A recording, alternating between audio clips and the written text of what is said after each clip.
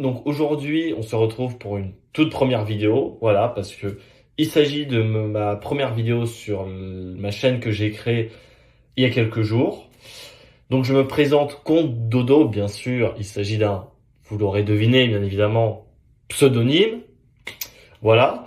Donc le but de cette chaîne, pour faire simple, sera de critiquer les films, les séries qui vont venir, mais aussi de filmer les séries d'avant, c'est-à-dire des années 90, des années 80, des années 70, et j'en passe, et des années 2000, du début des années 2000 également. Donc voilà, il s'agit de ma toute première vidéo. Donc j'espère que pour ceux qui la verront, pour les quelques personnes qui la verront, eh bien j'espère que cette vidéo vous plaira. J'espère sincèrement qu'elle vous plaira. Donc voilà, pour information, je fais cette vidéo un peu en improvisation. C'est-à-dire, j'ai pas écrit des textes, j'ai rien écrit du tout. C'est de l'impro. J'ai un peu répété au début, mais ça reste globalement de l'impro. Donc, aujourd'hui, en tant que première vidéo, pour ceux qui la regardent, eh bien, et j'espère que c'est le début d'une belle aventure. J'espère. Sincèrement, j'espère vraiment. Je vais vous parler, je vais vous critiquer, donner mon avis sur un film qui est sorti il y a quelques temps, que j'ai vu il y a 3 jours. Alors peut-être qu'il y en a plein qui l'ont déjà vu, qui ont vu d'autres critiques, c'est sûr, il y en a plein d'autres. Ce film, c'est Mufasa, the fucking Lion King. Afin de ne pas trop se disperser, je vais vous raconter l'histoire de ce Mufasa. Alors de quoi ça parle? Bon, je pense que vous avez deviné. Ce film va raconter donc l'histoire du passé du père de Simba, donc du grand-père de sa fille Kiara. Et donc on va suivre toute son évolution, comment il est passé de orphelin à roi de la terre des lions, quoi. Donc de loser à winner, en gros. Ça, il y a un côté, je trouve, un peu American Dream, tu sais. Comment un mec parti de nulle part est arrivé au sommet. Ça fait vraiment un truc, personnellement, je trouve, American Dream.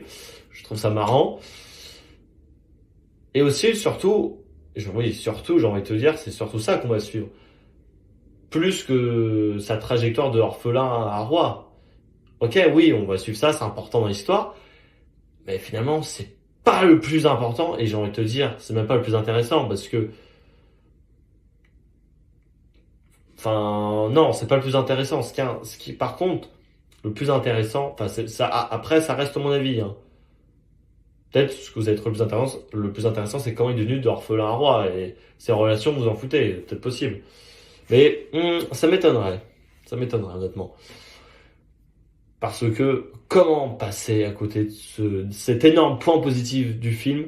Pour moi, c'est le plus gros point positif du film, la relation entre Mufasa et Taka, qui va devenir plus tard Scar. Pour moi, le plus grand méchant de Disney. Pas le plus grand méchant de l'histoire de l'animation, selon moi, ça reste l'autre Toy Story 3. Mais putain, ouais, Scar, meilleur méchant pour moi de Disney. Vraiment, ever. Et il le restera. Voilà.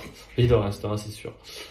Donc en fait, au début, tout commence bien, c'est-à-dire, Mufasa, orphelin, se fait adopter, enfin, se fait recueillir plutôt par Taka, qui est l'héritier du trône, voilà, son père est le roi, son père qui, je vais pas trop spoiler, mais qui, disons, c'est pas un modèle, voilà, je vais pas aller plus loin, et donc, non, allez, je vous en dis pas plus. Et donc, au début, comme Taka, il rêve, c'est pas un spoil, hein, en plus, enfin, c'est pas un spoil, dans le monde il le dit, il rêve d'avoir un frère, il a toujours rêvé d'avoir un frère, quoi, c'est son plus grand rêve, et hop, Mufasa arrive, donc il est super content, Mufasa aussi content d'avoir un frère. Ils sont heureux, tout va bien, ils s'amusent, ils s'éclatent. Et là désolé, je vais être un peu obligé de spoiler, donc si vous ne voulez pas savoir, fuyez, pauvre vous. Voilà, je vous ai prévenu. Donc, l'influence toxique, disons-le clairement, hein, du père de Taka envers Taka, et l'arrivée d'une certaine personne, là je vais pas vous en dire plus, et ben va faire que la relation va se dégrader progressivement jusqu'à devenir jusqu'à qu'il y ait un lien qui se casse entre les deux, littéralement. Et putain, ça te pince le cœur. Moi, honnêtement, mais j'ai eu les larmes aux yeux. Tu vois, au début du film, ils sont tout gamins, tout innocents, tout mignons, les deux. Il y a une innocence. Et Take, il dit à Mufasa, oh, tu sais, j'ai toujours rêvé d'avoir un frère, c'est heureux. Ouais, t'as l'impression que c'est vraiment le plus beau jour de sa vie, quoi. Et quoi, quand tu sais ce qui va se passer après, putain, moi, je te jure, j'ai chialé. Et j'ai pensé à cette scène. Et j'ai pensé à la scène de la dernière fois où les deux, Scar et Mufasa sont ensemble, c'est-à-dire où Scar balance Mufasa. Putain, et ça m'a fait chier, je te jure, ouais, j'avais les larmes aux yeux, il y a une petite larme. Bon, je pleurais pas abondamment non plus, mais quand même, j'avais, putain, une petite larme. Ouais, ça m'a fait, putain, ah ouais, ça m'a fait un truc, ça, je me souviendrai toujours. Waouh, l'émotion. Tu sais, t'as les larmes, tu penses, oh putain, et tu chiales. Et toi, tu dis, parce que tu sais pas encore, vraiment, et tu sais au début du film, tu dis, mais comment ça se fait qu'au début, ils s'aiment et tout, ils sont innocents, et après, bam, Scar est en mode aigri, il est jaloux de son frère, il le bute, quoi. Putain, qu'est-ce qui s'est passé? Vraiment, il a dû se passer des trucs. Et en effet, il s'est passé des trucs.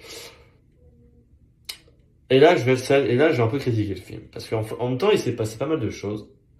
Pas mal de raisons qui expliquent, et en même temps, il n'y a pas assez de raisons. Voilà. Il y a deux principales raisons. C'est l'influence de son père toxique. Je vais pas vous en dire plus pourquoi. Et l'arrivée d'une certaine personne. Je vais pas vous en dire plus.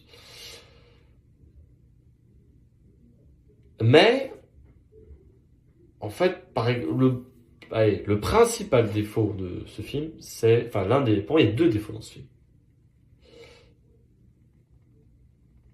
Mais le principal, c'est vraiment,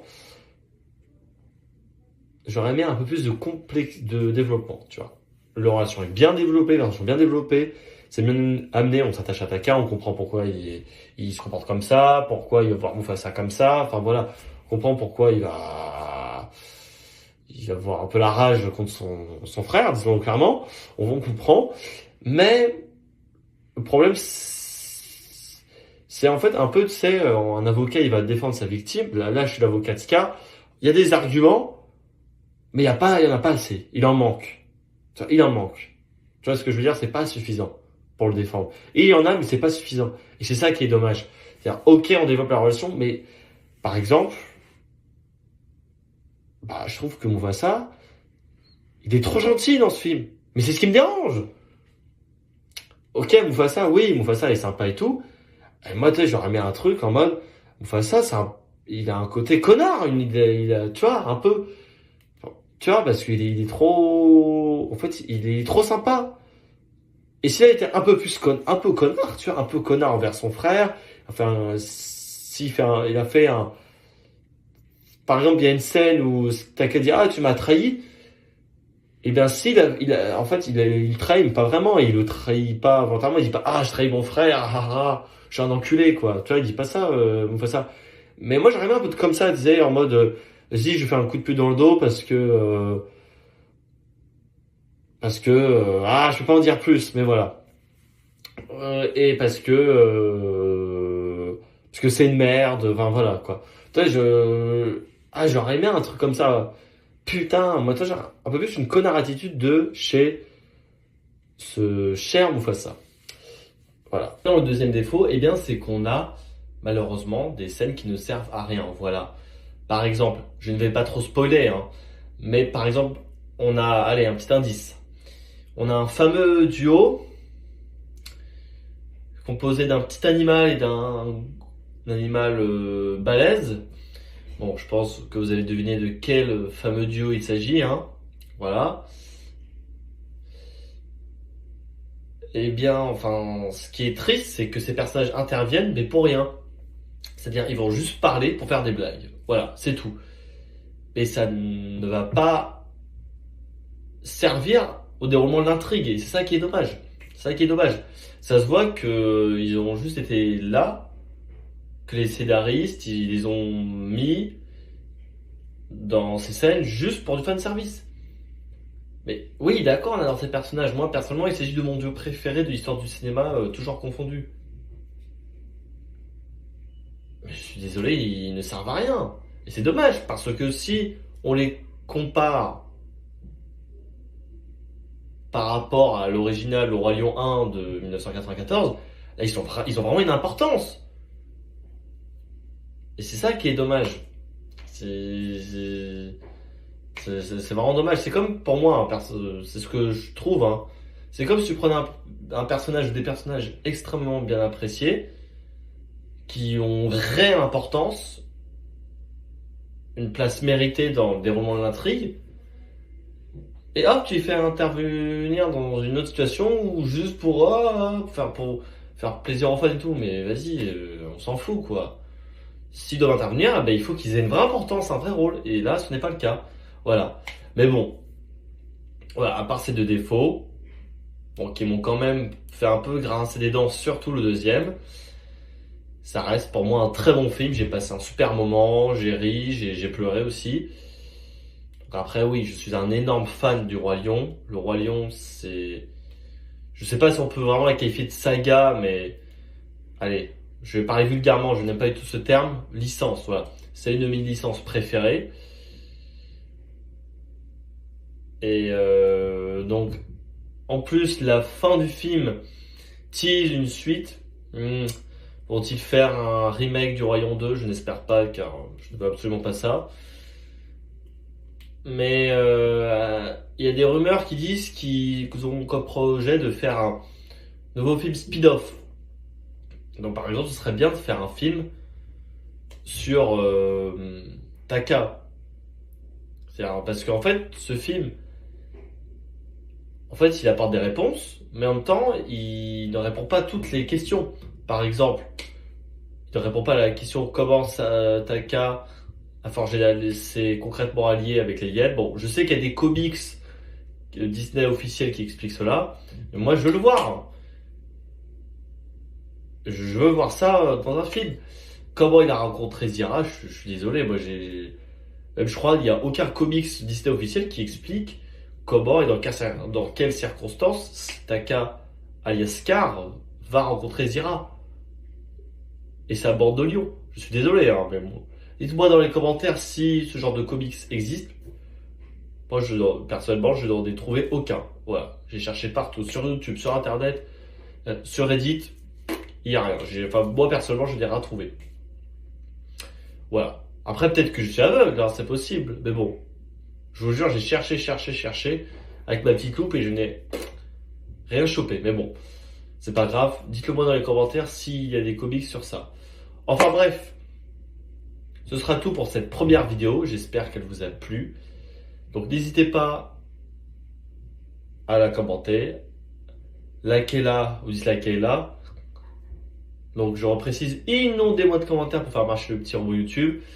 Bon, je reprends une petite phrase d'un fameux youtubeur vidéaste. Bon, si vous connaissez un peu les youtubeurs vidéastes, je pense que Berej, ça vous parle. MERJ. Voilà, donc s'il y a des fans de Berej qui m'écoutent, faites-lui passer le message, dites-lui que c'est mon deuxième youtubeur préféré, voilà.